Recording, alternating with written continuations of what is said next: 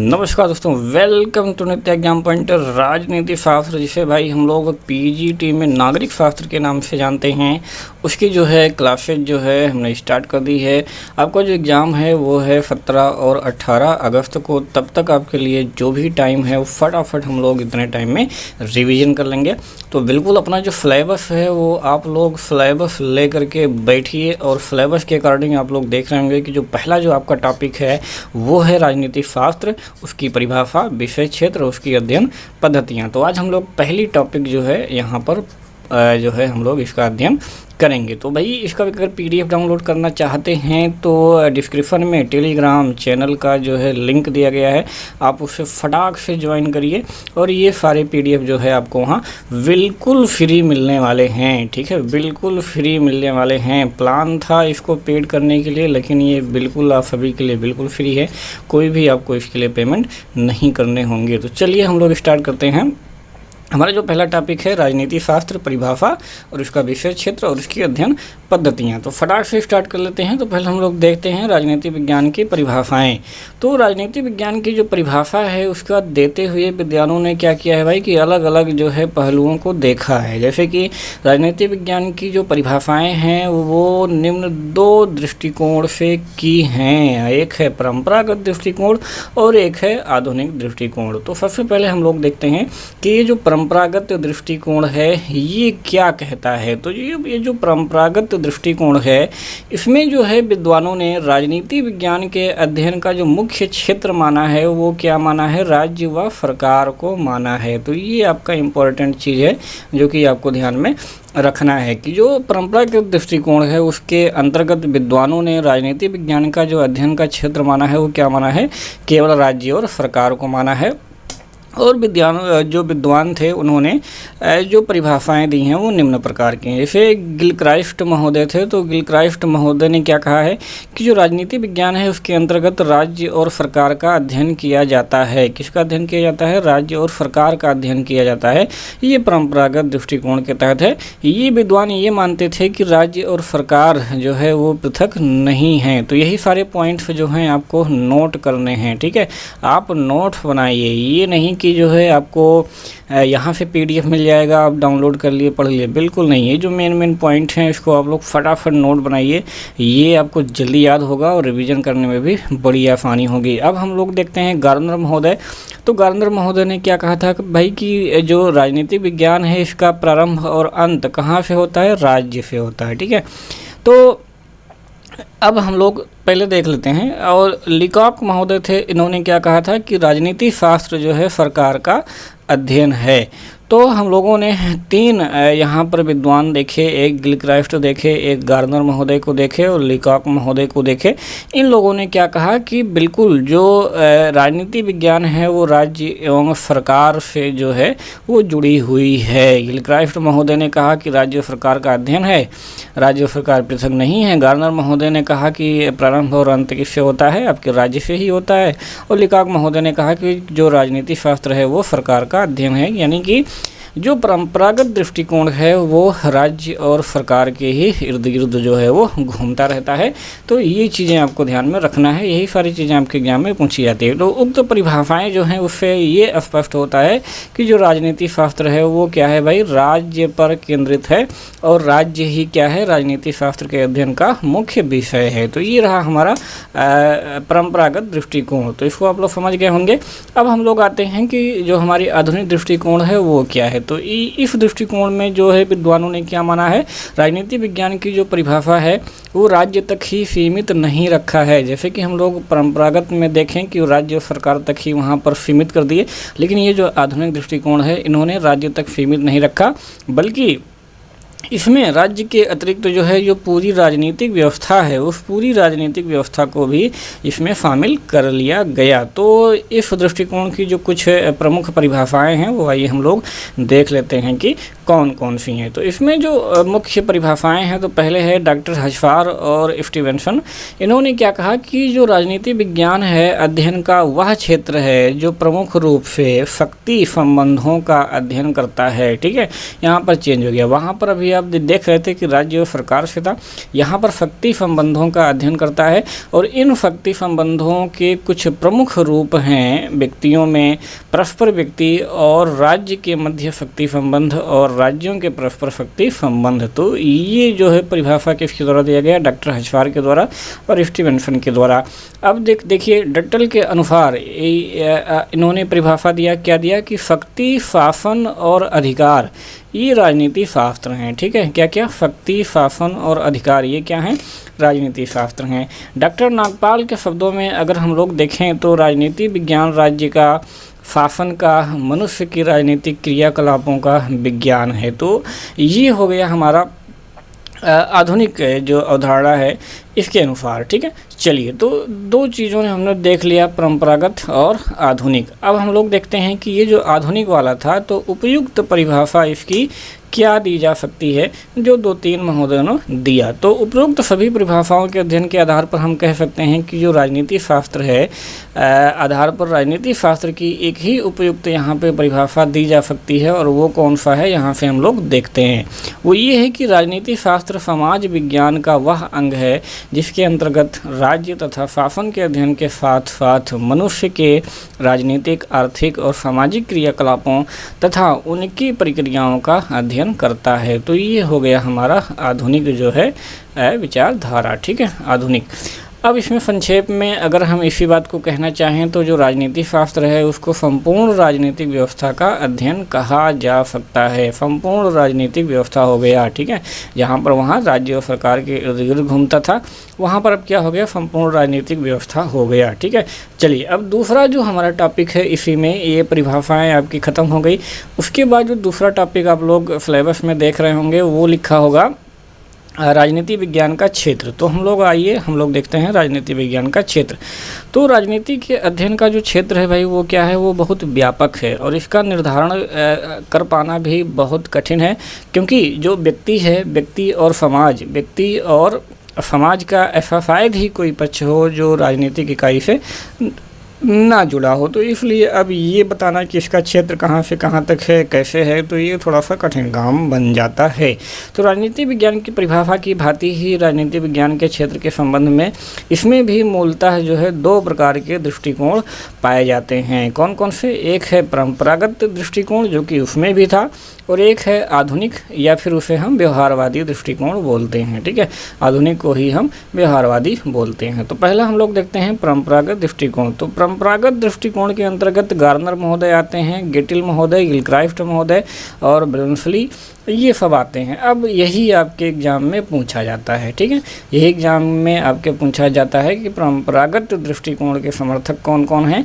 तो वो हो जाएंगे आपके गार्नर, गेटिल, गिलक्राइस्ट और ब्रनसली। तो यही नाम आपको याद रखना है, ये आपके एग्जाम में पूछे जाते हैं। इन सभी को सम्मिलित किया जाता है। ये सभी विद्वान जो राजनीति विज्ञान है उसके क्षेत्र के अंतर्गत क्या क्या, राज्य हो गया, सरकार हो गया और इसी प्रकार की अन्य राजनीतिक संस्थाओं के औपचारिक अध्ययन को जो है वो यहाँ पर अपने साथ में रखते हैं। अब हम लोग आगे देखते हैं। तो एक थे गिलक्राइस्ट महोदय और एक थे फ्रेडरिक पोलक महोदय। तो इन दोनों लोगों ने क्या किया भाई कि राजनीति विज्ञान के 2 विभाजन किए। कौन कौन थे, गिलक्राइस्ट महोदय और फ्रेडरिक महोदय, 2 लोग थे और 2 विभाजन भी किए। तो इस प्रकार से आपको याद रखना है, पहला हो जाएगा सैद्धांतिक और दूसरा हो जाएगा व्यवहारिक।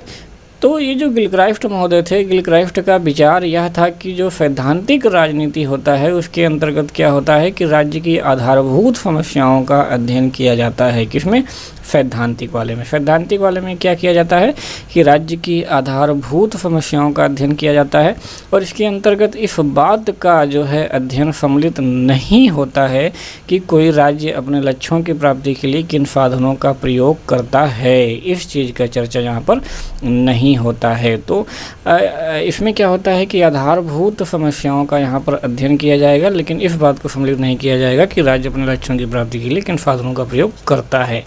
इसके विपरीत जो व्यावसायिकता राजनीति है उसके अंतर्गत सरकार के वास्तविक कार्य संचालन और राजनीति जीवन की विभिन्न संस्थाओं का यहाँ पर भी अध्ययन किया जाता है। ठीक है, चलिए आगे हम लोग देखेंगे तो सर फ्रेडरिक और पोलक के अनुसार जो सैद्धांतिक राजनीति है उसके अंतर्गत राज्य सरकार विधि निर्माण और राज्य का अध्ययन किया जाता है, जबकि जो व्यवहारिक होता है व्यवहारिक राजनीति के अंतर्गत सरकारों के विभिन्न रूप अथवा जो प्रकार होते हैं, सरकारों के संचालन होते हैं, प्रशासन होते हैं, कूटनीति होती है, युद्ध होता है, शांति होती है और अंतर्राष्ट्रीय व्यवहार होता है और जितनी भी समस्याएं होती हैं यहाँ पर आदि का अध्ययन आपका किया जाता है। ठीक है, चलिए तो ये हो गया सैद्धांतिक और व्यवहारिक में।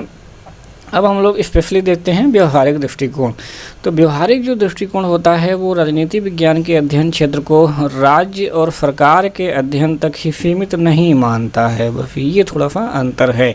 अभी तक हम लोगों ने जो परंपरागत देखा वो परंपरागत वाले में क्या था कि वो राज्य और सरकार तक ही जो है सीमित रहता है, उसी के इर्द गिर्द घूमता है। लेकिन जो व्यवहारिक होता है या फिर यूँ कहें जो आधुनिक वाला दृष्टिकोण होता है वो राज्य और सरकार तक ही सीमित नहीं होता है, बल्कि कहाँ तक पहुँच जाता है, वो मनुष्य के व्यवहार का समग्रता से यहाँ पर अध्ययन करता है। किसका?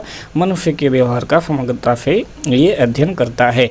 तो व्यवहारवादियों का मत था क्या था भाई? व्यवहारवादियों का मत ये था कि जो राजनीति विज्ञान है अध्ययन क्षेत्र मनुष्य के राजनीतिक व्यवहार तक ही सीमित नहीं है, वह व्यापक है, क्योंकि जो मनुष्य की राजनीतिक क्रियाकलाप हैं उसके जीवन के सामाजिक, जो आर्थिक और धार्मिक, नैतिक, ये सभी प्रकार के क्रियाकलापों से क्या होते हैं? प्रभावित होते हैं और उन्हें प्रभावित भी करते हैं। अर्थात राजनीति विज्ञान के क्षेत्र में निम्नलिखित अध्ययन उन्होंने शामिल किया और वो कौन कौन से हैं? पहला है आपका मनुष्य का अध्ययन। तो मनुष्य के अध्ययन को शामिल क्यों किए? तो राजनीति विज्ञान जो है वो मूल्यतः है, इन्होंने कहा कि मनुष्य के अध्ययन से संबंधित है। मनुष्य एक सामाजिक प्राणी है और वह राज्य से किंचित मात्र भी अपने आप को पृथक नहीं रख सकता है। और ये किसने कहा था? मनुष्य एक सामाजिक प्राणी है, तो अरस्तु महोदय ने कहा था। तो अरस्तु की यह जो मान्यता है कि राज्य या समाज में रहकर मनुष्य आत्मनिर्भर हो सकता है और मनुष्य राज्य की गतिशीलता का आधार है। तो ये चीज़ें आपको ध्यान में रखना है। राज्य की जो समस्त गतिविधियां होती हैं वो मनुष्य के इर्द गिर्द ही केंद्रित होती हैं और मानव के विकास की प्रत्येक आवश्यकता जो होती है वो कौन पूरी करता है? वो राज्य पूरी करता है और उसे ये अधिकार भी प्रदान करता है और स्वतंत्रता का सुख भी प्रदान करता है। इसी कारण जो है मनुष्य जो है राज्य की गतिशीलता का आधार है और मनुष्य जो है राज्य से किंचित मात्र भी अपने आप को पृथक नहीं रख सकता है। ये इसलिए जो है मनुष्य का अध्ययन करने के लिए ये प्रयोग में किया जाता है। अब परंपरागत दृष्टिकोण जो है वो मनुष्य के राजनीतिक जीवन को राजनीतिक विज्ञान के क्षेत्र में रखता है, जबकि जो व्यवहारवादी वाले होते हैं वो मनुष्य के समग्र जीवन को जो है रखता है। यहीं से एक क्वेश्चन जो है आपके एग्जाम में बड़े आराम से बन सकता है। ठीक है, कि जो परंपरागतवादी दृष्टिकोण है वो राजनीतिक जीवन को केवल अपने क्षेत्र में रखता है, जबकि जो व्यवहारवादी होता है वो समग्र जीवन को जो है इसमें शामिल करता है। दूसरा जो है वो है राज्य के अतीत, वर्तमान और भविष्य का अध्ययन। तो इन तीनों का अध्ययन किया जाता है। तो जो राज्य है वो क्या होता है? राजनीति विज्ञान का जो है ये केंद्रीय विषय है और सरकार क्या करती है? इसे मूर्त रूप देती है। अर्थात क्या होता है कि जो राज्य की आवश्यकता इसलिए है क्योंकि इसके माध्यम से ही जीवन की आवश्यकताएं पूरी की जा सकती है, परंतु जो राजनीतिक जीवन है उसका उद्देश्य मात्र दैनिक जीवन की आवश्यकताओं की पूर्ति ही नहीं है। जैसा कि अरस्तु महोदय ने क्या लिखा है कि जो राज्य का जन्म है वो दैनिक जीवन की आवश्यकताओं की पूर्ति के लिए ही होता है, परंतु इसका जो अस्तित्व है वो एक अच्छे जीवन के लिए कायम रहता है। तो ये किसने कहा था? अरस्तु महोदय ने कहा था। तो इस रूप में जो राज्य होता है वो मानव के लिए क्या होता है? अपरिहार्य संस्था है। तो यहाँ से सारी पॉइंट्स बस आपको ऐसे देखते चलना है, समझते चलना है। जो भी आपको लगता है नोट करने लायक है वो आप नोट कर लीजिए। ये सारी चीज़ें इसलिए बताया जाता है ताकि कॉन्सेप्ट आपको थोड़ा सा समझ में आ जाए। तो राजनीति विज्ञान में सर्वप्रथम जो है क्या किया जाता है? तो राज्य के अतीत का अध्ययन किया जाता है। अभी हमने पीछे क्या बताया कि भाई अतीत, वर्तमान और भविष्य का अध्ययन किया जाता है। तो सबसे पहले जब हम राजनीति विज्ञान स्टार्ट करते हैं तो पहले हम लोग क्या करते हैं? अतीत का अध्ययन करते हैं। अतीत का अध्ययन क्यों करते हैं कि क्योंकि इससे हमें राज्य एवं उसकी विभिन्न संस्थाओं के वर्तमान स्वरूप को समझने और भविष्य में उसका क्या सुधार किया जाए और क्या क्या विकास किया जाए और कैसा आधार जो है निर्मित किया जाए, वो सब कार्य करने में हमें सहायता मिलती है। ठीक है, तो ये इस नाते जो है राज्य के अतीत का अध्ययन करना बहुत ज़रूरी होता है। राजनीतिक विज्ञान राज्य के वर्तमान स्वरूप का भी अध्ययन करता है, वर्तमान स्वरूप का भी अध्ययन करता है। और राजनीति विज्ञान का क्षेत्र जो यह अंग है यही सर्वाधिक महत्वपूर्ण है। कौन सा? वर्तमान वाला, क्योंकि जो प्रत्येक व्यक्ति होता है वो राज्य से अनिवार्यतः यहाँ पर जुड़ा रहता है। वर्तमान के संदर्भ में राज्य के अध्ययन के अंतर्गत अगर देखा जाए तो हम राजनीतिक संस्थाओं का अध्ययन करते हैं और उसी रूप में, जिस रूप में वो क्रियाशील हैं, उसी में हम लोग क्या करते हैं, उसका अध्ययन करते हैं। तो हम व्यवहारिक निष्कर्षों के आधार पर राज्य के कार्यों और उसकी प्रकृति का क्या करते हैं, अध्ययन करते हैं। और इसके अतिरिक्त हमें जो राजनीतिक दल हैं, हित समूह हैं, स्वतंत्रता है, समानता है, इसकी अवधारणाओं और इसके मध्य जो संबंध हैं, सत्ता है, व्यक्तिगत स्वतंत्रता है, अंतर्राष्ट्रीय समुदाय है, इसके जो एक सदस्य के रूप में राज्य के विकास आदि का भी क्या करते हैं, अध्ययन करते हैं। इतना ही नहीं, जो राजनीति विज्ञान होता है उसके क्षेत्र में हम यह भी अध्ययन करते हैं कि राज्य आने वाले समय में कैसा हो सकता है अथवा अपने आदर्श रूप में उसे कैसा होना चाहिए। तो ये चीज़ें हो गई। इसमें अगला जो है वो क्या करता है भाई, सरकार का भी अध्ययन करता है। तो जैसे कि बताया कि राज्य क्या है, एक अमूर्त संस्था है और जिसकी इच्छा को मूर्त रूप कौन प्रदान करता है, तो वो सरकार के माध्यम से प्राप्त होता है। तो राज्य क्या है, एक अमूर्त संस्था है और उसे मूर्त रूप कौन प्रदान करता है, तो वो सरकार प्रदान करती है। राज्य जो है सरकार के माध्यम से क्या करता है, कार्य करता है। इसीलिए सरकार को राज्य का अनिवार्य तत्व क्या है, माना गया है। तो सरकार के माध्यम से ही जो नीतियाँ होती हैं वो निर्धारित होती हैं, सामान्य गतिविधियों का संचालन होता है और सामान्य हितों का संबंध होता है। वर्तमान समय में सरकार के हम लोग देखेंगे तो 3 अंग होते हैं। कौन कौन से? कार्यपालिका, व्यवस्थापिका और यहाँ पर देखेंगे न्यायपालिका। 3 अंग माने जाते हैं और जो है इनके संगठन और प्रणाली, शक्ति और पारस्परिक संबंधों का भी अध्ययन राजनीति विज्ञान के अंतर्गत किया जाता है और राज्य के संविधान का भी अध्ययन जो है इसी के अंतर्गत आपका किया जाता है। राजनीतिक सिद्धांतों का अध्ययन किया जाता है इसके अंतर्गत। तो इसके अंतर्गत हम लोग देखते हैं कि राज्य की उत्पत्ति कैसे होती है, विकास, संगठन, स्वभाव, उद्देश्य और कार्य, इन सारी चीज़ों का अध्ययन करते हैं। इस प्रकार जो राजनीति विज्ञान है उसका संबंध मुख्यतः राजनीतिक दल और जो संस्थाएं होती हैं, प्रक्रियाएं होती हैं, उनसे होता है और इसके आधार पर हम लोग क्या करते हैं कि अपना सामान्य नियम जो होता है उसको निर्धारित करने का प्रयत्न करते हैं। अगला जो है अंतर्राष्ट्रीय संबंध होता है। तो वर्तमान युग में जो अंतर्राष्ट्रीय विकास है उसकी बढ़ती हुई गति ने यह भी स्पष्ट कर दिया है कि समस्त संसार क्या है भाई, एक होता जा रहा है। समस्त संसार क्या होता जा रहा है, एक होता जा रहा है। फलस्वरूप हम लोग देखेंगे कि अंतर्राष्ट्रीय संबंधों का महत्व क्या होता जा रहा है, बढ़ता जा रहा है। विज्ञान ने दूरी और समय पर बिल्कुल विजय प्राप्त करके संसार के राष्ट्रों के मध्य को स्थापित करने की प्रेरणा दी है। अतः अंतर्राष्ट्रीय जो राजनीति है, अंतर्राष्ट्रीय विधि है और अंतर्राष्ट्रीय संगठन है, इन सब का अध्ययन भी अब राजनीति विज्ञान के विषय क्षेत्र जो है वो बन गए हैं। तो अगर हम लोग उपरोक्त विवेचन देखा जाए तो उपरोक्त विवेचन से क्या सिद्ध होता है कि जो राजनीति विज्ञान है, राजनीति विज्ञान का अध्ययन क्षेत्र क्या है भाई, अत्यंत व्यापक है और इसमें राज्य के साथ साथ मनुष्य के उन संपूर्ण क्रियाकलापों का भी अध्ययन किया जाता है जिसका संबंध राज्य से होता है, सरकार से होता है।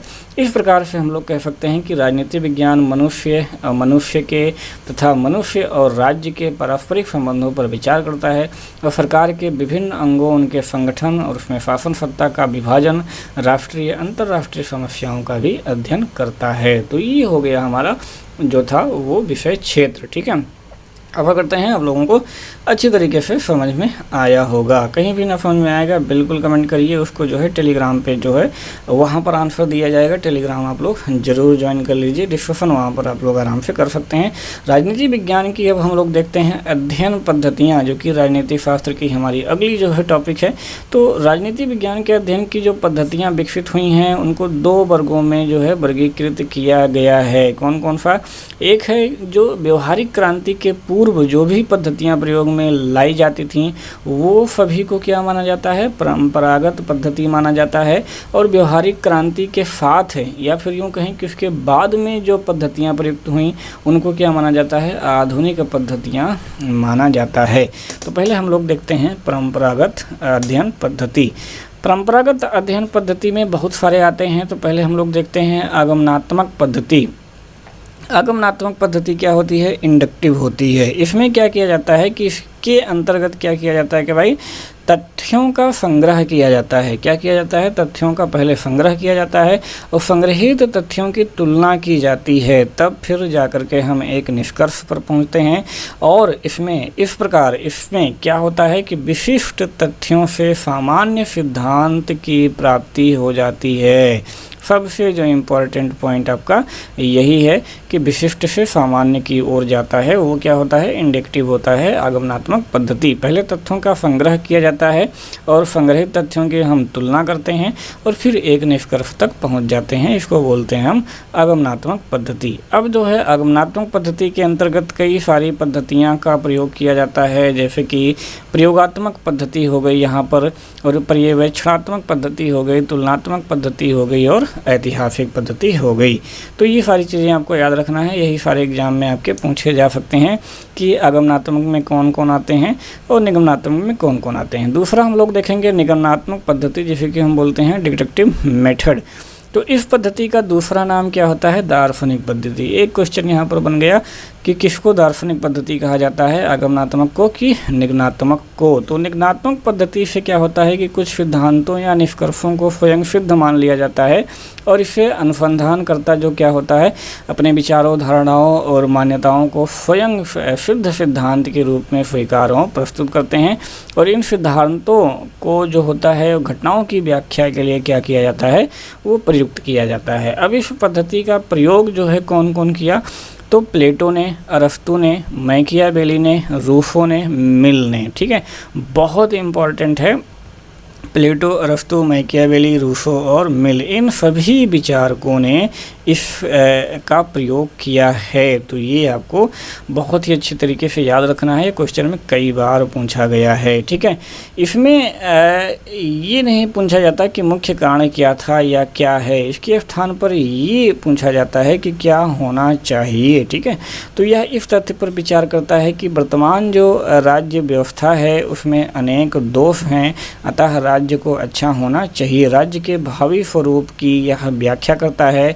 इससे स्वयं सिद्ध सिद्धांतों को मान लिया जाता है और इन सिद्धांतों को विशिष्ट परिस्थितियों में क्रियान्वित करके क्या किया जाता है, यहाँ पर निष्कर्ष निकाला जाता है। अतः इस पद्धति से हम क्या करते हैं, सामान्य सिद्धांत से विशिष्ट की ओर बढ़ते हैं। तो मेन इम्पॉर्टेंट जो आपका पॉइंट है वो यही है। ठीक है, उसमें क्या था कि विशिष्ट से सामान्य की ओर गए थे और इसमें क्या करेंगे, सामान्य से विशिष्ट की ओर जाएंगे। अगला जो पद्धति है वो है स्वदेशात्मक स्वदेशीय मूलक पद्धति, यानी कि हर किसी न किसी का कोई उद्देश्य होता है किसी काम को करने के पीछे। तो स्वदेशी मूलक जो पद्धति होता है उसमें राज्य की तुलना किसी अन्य इकाई से किया जाता है। स्पेंसर महोदय थे, स्पेंसर ने जैसे कि राज्य की तुलना जीवधारी व्यक्ति से या ऑर्गेनिज्म, ठीक है, ऑर्गेनिज्म से की है। तो इसी प्रकार से तो कुछ विचारकों ने राज्य को वैधानिक व्यक्तित्व माना है और इस अध्ययन पद्धति के अंतर्गत भी निम्न 4 पद्धतियाँ आपको देखने को मिलती हैं। और वो कौन कौन सी हैं, विधि शास्त्रीय या फिर जिसे हम वैधानिक पद्धति कहते हैं, जैविकीय पद्धति और समाज शास्त्रीय पद्धति और मनोवैज्ञानिक पद्धति। तो इसमें 2 पद्धतियाँ आती हैं। अब फाइनली हम लोग देखते हैं कि जो वर्तमान में राजनीति विज्ञान है उसकी मुख्य स्वीकृति विधियाँ कौन कौन सी हैं। तो उसमें हम लोग देखते हैं सबसे पहला है पर्यवेक्षण प्रणाली, उसके बाद है प्रयोगात्मक प्रणाली और जो आपको देखने को मिलता है वो है तुलनात्मक प्रणाली, ऐतिहासिक प्रणाली, स्वदेशी प्रणाली, दार्शनिक प्रणाली और यहाँ पर आपको देखने को मिलेगी सांख्यिकी प्रणाली। ठीक है, सांख्यिकी प्रणाली। ठीक है, तो ये हो गई इतनी सारी जो है हम परंपरागत के अंतर्गत पढ़ेंगे। अगला हम लोग देखेंगे कि अध्ययन की जो आधुनिक पद्धतियां हैं या व्यवहारवादी पद्धतियां कौन कौन सी हैं। तो ये जो आधुनिक और व्यवहारवादी पद्धतियां होती हैं इनका विकास कब होता है भाई, तो द्वितीय महायुद्ध या द्वितीय विश्व युद्ध के समय के बाद के समय का जो राजनीति विज्ञान होता है वो वैज्ञानिक युग कहा जाता है, क्योंकि इस युग के जो प्रमुख विचारक थे कौन कौन से थे? चार्ल्स मेरियम थे, डेविड स्टर्न थे, लाफवेल थे और कैटलिन आदि प्रमुख थे। तो ये काफ़ी इंपॉर्टेंट हैं, ये भी आपके एग्जाम में पूछे जाते हैं। इस युग में जो विकसित राजनीति विज्ञान के अध्ययन की आधुनिक पद्धतियों ने राजनीति विज्ञान के जो अध्ययन प्रकृति है उसको क्या किया भाई? एक नया विस्तार दिया। और राजनीति के जो सैद्धांतिक प्रश्न हैं उन पर भी वैज्ञानिक खोज और व्यवहारिक की दृष्टि से यहाँ पर विचार किया जाता है। तो अब हम लोग देखेंगे जो सांख्यिकी है, सांख्यिकी आपका कंप्यूटर चार्ट आदि के प्रयोग ने विषय प्रतिपादन की तकनीकी को वैचारिक चिंतन के साथ व्यवहारिक स्थितियों को ध्यान में रखकर यहाँ पर निष्कर्ष निकालने के अवसरों को प्रमुखता से सामने लाया है। जो आधुनिक युग है, आधुनिक युग में राजनीति विज्ञान की अध्ययन प्रणालियों में बहुत अब क्या हो गया है? परिवर्तन हो गया है, जिससे इसके अध्ययन में क्या हो गया है भाई? एक क्रांति आ गई है। और जो ऐसी अध्ययन पद्धति हैं वो निम्न हैं। कौन कौन सी हैं? तो पहला है व्यवहारवाद, पहला है व्यवहारवाद। तो ये जो व्यवहारवाद है, व्यवहारवाद अध्ययन पद्धति राजनीति विज्ञान को कब मिली? 20वीं शताब्दी की ये महत्वपूर्ण देन है। कब की देन है भाई? 20वीं शताब्दी की ये महत्वपूर्ण देन है। और इसी राजनीति चिंतन प्रक्रिया में एक महान क्रांति की भी संज्ञा दी गई है, तो इसको भी आपको ध्यान में रखना है।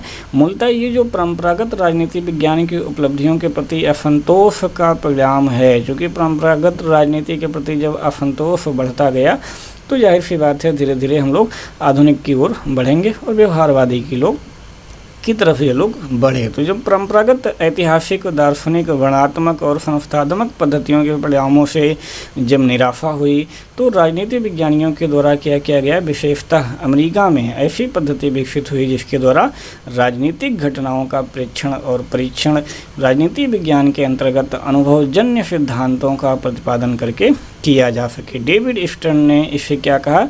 व्यवहारिक क्रांति के नाम से भी इसको संबोधित किया है। तो व्यवहारवादियों का मत क्या है? व्यवहारवादियों का मत है कि जो ऐतिहासिक घटनाएं हैं, राजनीतिक संस्थाएं हैं, संविधान हैं, यही जान लेने से राजनीति का संपूर्ण अध्ययन पूर्ण नहीं हो जाता है। यह तभी पूर्ण होता है जबकि राज्य में रहने वाले व्यक्तियों के और व्यक्ति समूह के व्यवहार का गहन अध्ययन किया जाए। तो ये व्यवहारवादियों का मत था। ऐसा करके उनके अनुसार राजनीति भी विज्ञान की तरह ठोस तथ्यों पर आधारित विज्ञान बन सकता है और राजनीति में भी प्राकृतिक विज्ञानों की तरह भविष्यवाणियाँ जो है वो की जा सकती हैं। ठीक है, तो ये रहा व्यवहारवाद। अगला हम लोग देखेंगे वैज्ञानिक पद्धति। तो यह आधुनिक अध्ययन पद्धति है और वर्तमान में किया जाने वाला संपूर्ण जो अध्ययन है वो वैज्ञानिक ढंग से ही किया जाता है। अब इसमें क्या क्या शामिल हैं? तो इसमें शामिल हैं सर्वेक्षण पद्धति। तो सर्वेक्षण में क्या होता है? इस पद्धति में किसी क्षेत्र के निवासियों के बारे में यहाँ पर अध्ययन किया जाता है और विषय के बारे में तथ्यों का संग्रह करके यहाँ पर निष्कर्ष निकाला जाता है। इसे कहते हैं सर्वेक्षण प्रणाली। दूसरा है केस प्रणाली। तो केस प्रणाली में क्या होता है? किसी विषय पर गहन अध्ययन करने के लिए इस पद्धति का सहारा लिया जाता है। तो यही सारी चीज़ें आपके एग्जाम में पूछी जाएंगी। प्रश्नावली क्या होती है? इसमें प्रश्नों की लंबी सूची बना करके संबंधित लोगों से प्रश्न पूछकर जानकारी प्राप्त की जाती है और अध्ययन किया जाता है। साक्षात्कार में क्या होता है? संबंधित लोगों को विषय विशेष पर साक्षात्कार लेकर दृष्टिकोण की जानकारी प्राप्त की जाती है। जनमत मतदान में क्या होता है? एक क्षेत्र विशेष में रहने वाले लोगों से मतदान द्वारा उनके विश्वास, मत आदि का पता लगाया जाता है। सांख्यिकीय में क्या होता है? इसके अंतर्गत आंकड़ों के माध्यम से किसी समस्या पर जो है वो शोध किया जाता है। अगला जो है वो है समाज शास्त्रीय अध्ययन पद्धति। तो इस पद्धति में राजनीति शास्त्र का अध्ययन कैसे किया जाता है? समाज शास्त्रीय दृष्टिकोण से किया जाता है। इसके अनुसार राजनीति का जो अध्ययन है वो क्या है? एक संगठित समाज के रूप में किया जाता है। तो सबसे महत्वपूर्ण चीज़ें आपका यही हैं कि जो राजनीति का अध्ययन इसमें कैसे किया जाता है? तो एक संगठित समाज के रूप में यहाँ पर किया जाता है और इससे जो राजनीतिक व्यवस्था है, राजनीतिक व्यवस्था में भाग लेने वालों की सामाजिक दशा और सामाजिक पृष्ठभूमि और सामाजिक मूल्यों का इसमें अध्ययन किया जाता है। तो ये हो गया समाज शास्त्रीय अध्ययन पद्धति। आपके एग्जाम में आता है समाज शास्त्रीय अध्ययन पद्धति में क्या क्या होते हैं, तो ये 3-4 ऑप्शन जो है आपके रहेंगे, तो वहाँ पर आप जो है सही लगा सकते हैं। अगला है संरचनात्मक प्रकार्यवादी दृष्टिकोण। तो इसमें जो अध्ययन करता है वो अध्ययन करता हैं वो हैं आमंड और मर्टन आदि हैं, जिससे राज्य व्यवस्था की जो संरचना है और प्रकार्य है उसको ध्यान में रखकर राजनीति का अध्ययन यहाँ पर किया जाता है। अगला है विनिश्चय निर्माण दृष्टिकोण। तो इसमें जो है नीति निर्माण प्रक्रिया के अध्ययन पर जो है बल दिया जाता है और इसका प्रयोग लोक प्रशासन व अंतर्राष्ट्रीय राजनीति के अध्ययन में होता है। तो यही सारे आपके क्वेश्चन हैं, किसका प्रयोग कहाँ पर होता है और किस पद्धति का प्रयोग जो है किसके लिए किया जाता है। अगला है पद्धति सिद्धांत। तो इसका जो है प्रयोग वो सबसे पहले किसने किया भाई, डेविड ईस्टर्न ने किया, और उनका मत था कि जो राजनीतिक पद्धति है वो संस्थाओं और प्रक्रियाओं का क्या है, तो वो है समूह। ठीक है, चलिए, तो इस प्रकार से जो हमारा पहला टॉपिक था राजनीति शास्त्र, परिभाषा, विषय क्षेत्र और अध्ययन पद्धतियाँ, वो यहाँ पर हम लोगों ने कर लिया है समाप्त। ठीक है, तो एक जो है यूनिट आपका यहाँ पर समाप्त होता है। ऐसे ही फटाफट जो कल होगा वो हमारा टॉपिक होगा राज्य। हम लोग राज्य की परिभाषा, तत्व और राज्य की उत्पत्ति के विभिन्न सिद्धांत देखेंगे और राजनीतिक अवधारणाएं देखेंगे। तो एक टॉपिक राज्य वाला हम लोग कल पढ़ेंगे, तो कल आप तैयार रहिएगा फटाफट। ठीक है, चलिए, तो इसको आप लोग बार बार रिवाइज करिए, पीडीएफ डाउनलोड कर लीजिए। पीडीएफ डाउनलोड करने के लिए डिस्क्रिप्शन में जो है वो टेलीग्राम जो है लिंक दिया गया है, वहाँ पर आप लोग क्लिक करिए और फटाक से जो है ज्वाइन कर लीजिए। सारे के सारे पीडीएफ आपको वहाँ पर बिल्कुल फ्री मिलने वाले हैं। फटाफट आप लोग तैयारी कर लिए आने वाले एग्जाम के लिए। बेस्ट ऑफ लक पहले से ही। तो जय हिंद, जय भारत।